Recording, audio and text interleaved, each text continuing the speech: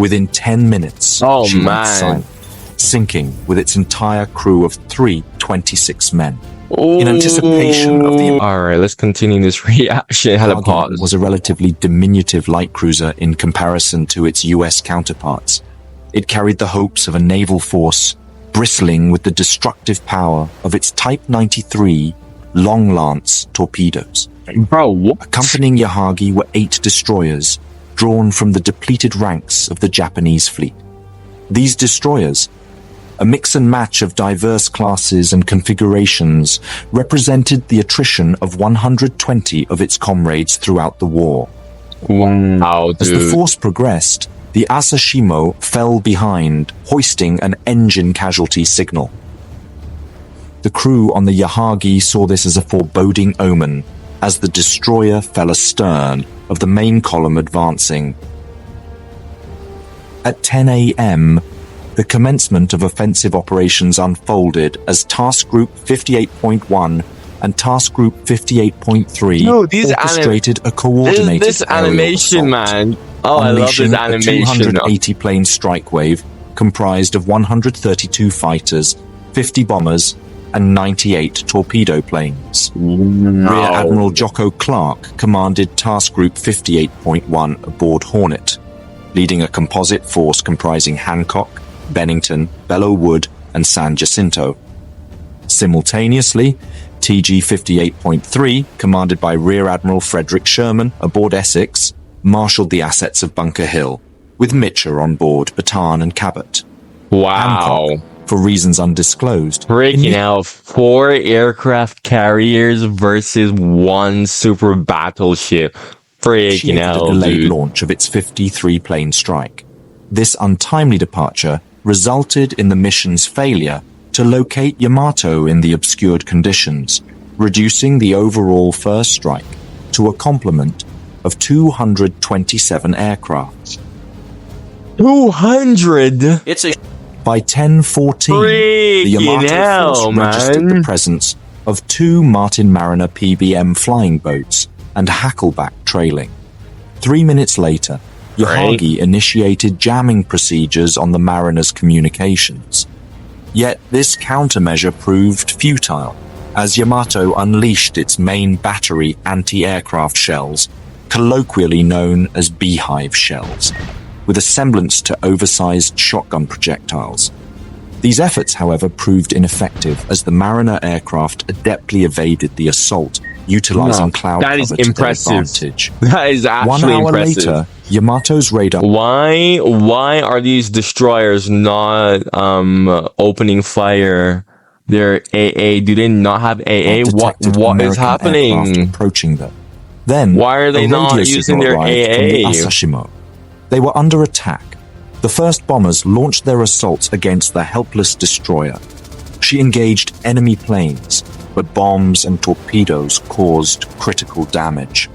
Within 10 minutes, Oh, she went man. silent, sinking with its entire crew of 326 men. In anticipation of the impending assault, the Japanese aboard the ships observed a growing presence of US Navy aircraft, including Grumman F-6 F Hellcat fighters, Okay, this is getting Transport real. F-4U Corsair fighters, This is getting real. Curtiss SB-2 Sea Helldiver dive bombers, Oh and my Grumman goodness. TBF Avenger torpedo bombers. My At 12:32, gosh. the first wave arrived, 43 Hellcat fighters. Yamato opened fire with her 2 forward main battery turrets.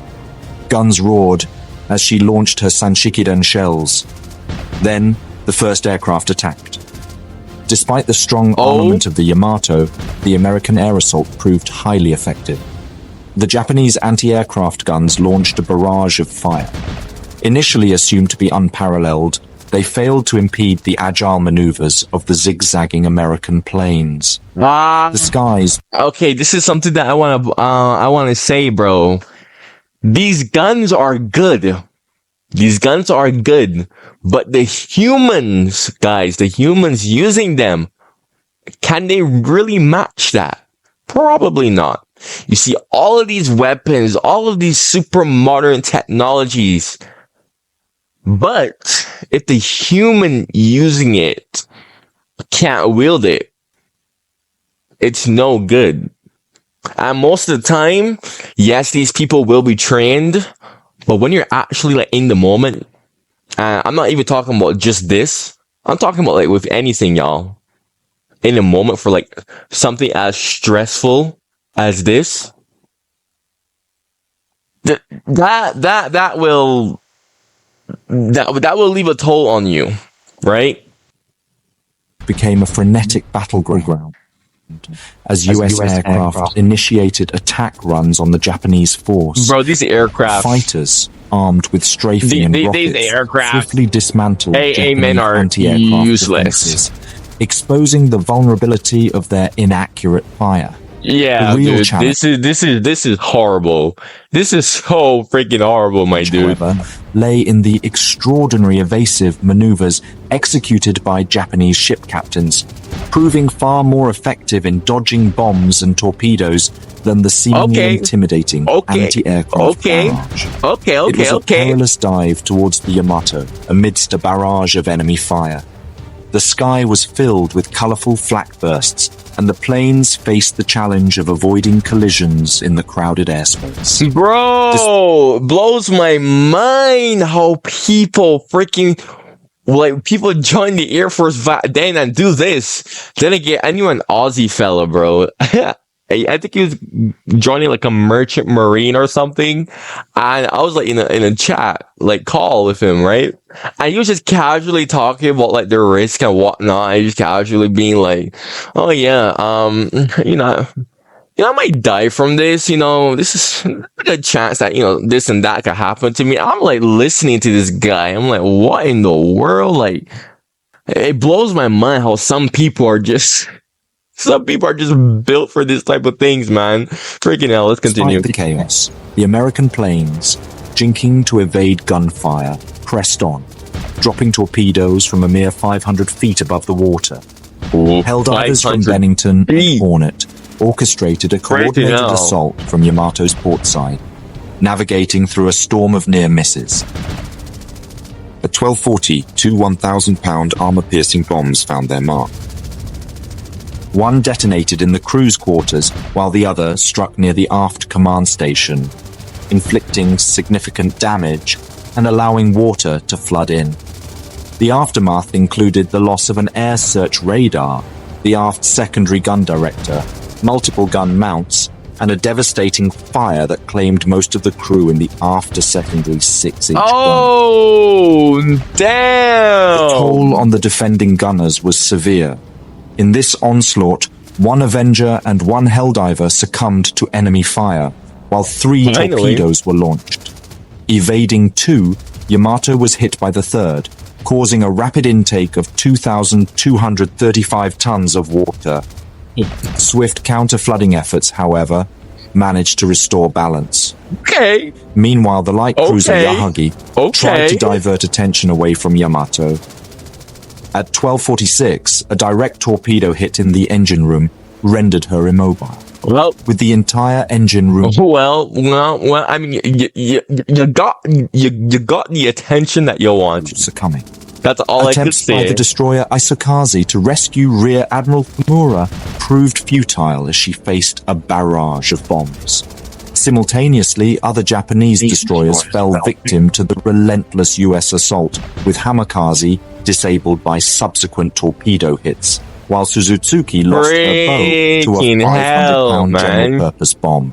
Fuyutsuki, luckier, sustained damage from 2 Dud rockets. She managed to retreat from the battle. As the clock approached 12:50, the initial US attack wave subsided. As the dire situation unfolded, some sailors, realizing the futility of their mission, were left in the water, fearing no rescue due to their perceived status as part of a suicide force. The second wave, commencing 10 minutes later, orchestrated a coordinated strike with dive bombers and torpedo bombers from Essex and Bataan. This sustained attack caused additional damage to the Yamato, with at least 2 bombs and 4 torpedoes hitting the Battleship. Wow! The ship took in about 3,000 tons of water and listed 18 degrees to port. Despite damage control efforts, many crew members drowned during the flooding. The ship's hull was severely damaged. Dude, I can only imagine like being there. Like I could really and truly just like, oh wow, like you're trying to stop this from happening, and it's just relentless and relentless and relentless, my dude. Fend off the swarms of airplanes. Facing imminent demise, reactions among the Yamato's crew varied. Some, accepting their fate, praised the skill and bravery of the Americans. Others defiantly cheered for the Emperor, even as water rushed in. However, not all shared the realization of impending doom, with some manning an anti-aircraft battery, unable to fathom the sinking of the mighty Yamato. The relentless aerial assault continued. You know, exploiting. Dude, I have to respect the crew. I gotta respect every single one in this, because dude, imagine like, you know, this is hopeless. You're in the middle of an ocean filled with sharks. Because this part of the world, I'm pretty sure these oceans have sharks in them. And like, wow, perilous situation. That's the best way I could describe that situation. And what else is there to do besides keep fighting, man? Wow. I don't know what I would do, to be honest. Try and swim, but swim to where, man? Freaking hell, that's something else. The battleship's size and leaving it battered from above and below by bombs and torpedoes.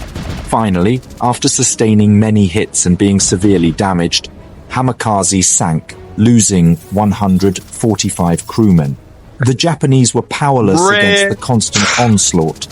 American dive bombers delivered precise attacks, launching torpedoes and firing lethal machine gun rounds at anti-aircraft gun crews. What? So not only are they dealing with torpedoes, but they're dealing with people shooting machine guns. 30. Wow. 110 aircraft departed from Task Group 58.4, the Yorktown, Intrepid, and Langley. This final assault sealed the Yamato's fate. The orders were to direct all attacks against the Yamato. With several hits rendering most guns inoperable, 3 torpedoes hit the hull in quick succession. One jammed the rudder and incapacitated the battleship. As crewmen faced drowning, the ship's inexorable roll to port. American planes showed no mercy. The suction created by the sinking battleship pulled swimmers into her propellers as bombs and torpedoes continued hitting the battleship. At 14:05, the Yahagi sank after enduring 12 bombs and 7 torpedoes. The desperate order to counterflood the starboard engineering forces on the Yamato proved futile as the ship became ensnared in a starboard turn. Facing an increasingly dire situation, the executive officer relayed to Captain Aruga the grim news. This is you call this increasingly dire? This is more than dire, bro. This is way more than dire. Damage control officers were casualties, rendering counter-flooding ineffective in correcting the vessel's list. Faced with these stark realities, he recommended abandoning ship. The communication predicament was exacerbated by Yamato's radio equipment being abandoned to where, though? But in response, Vice Admiral Ito, utilizing flag hoists in the absence of functional radios, issued a signal cancelling the operation. This directive liberated the other ships to disengage from the battle. Torpedoes set at a depth of 20 feet struck the Yamato's starboard side, causing a series of explosions. At least by 1407, he let them free. The US Strike Force reported at least 8 torpedo hits, marking the death blow for the battleship, which was listing badly. Vice Admiral Ito retreated to his quarters to meet his end alone. Then, at 2:23 p.m. bloody heck, dude. Oh, freaking hell, dude. Oh, man. He's going down with the ship, too. You have my respect. Several more hits, Yamato exploded, with a mushroom cloud and massive fireball visible from more than 4 miles away. Its smoke reportedly was visible over 100 miles away. What? The 100 miles? No way. 100 miles? How big was how big was the ship? Bro. How big was the ship actually? I don't think I realized how big this ship actually was. 100 miles? Battleship Wow. sank rapidly, resulting in the loss of about 3,055 crew members, with 117 wounded. Only 269 survived the ordeal. Yahagi lost 446 out of its 1,000 crew members, Sad, with Rear man. Admiral Kimura and Captain Hara among the survivors. The What? destroyer Asashimo They didn't sank with go its down with the entire ship? complement of 330 crew members. Hamikaze met a somber fate, sinking with the loss of 100 crew members and 45 wounded. Hatsushimo, initially having 3 wounded on April 6th, struck a mine on July 20th. Dude, with naval battles, once a ship sinks, bro, like, that most of the people are gonna die. I don't know, man. Naval battles, the casualties in naval battles really hit different. Becoming the final Japanese destroyer sunk in the war. The American losses included 10 planes and 14 air crewmen, with 3 others injured. Only In less 10? than 2 hours, the world's largest battleship met its destruction. Only 10?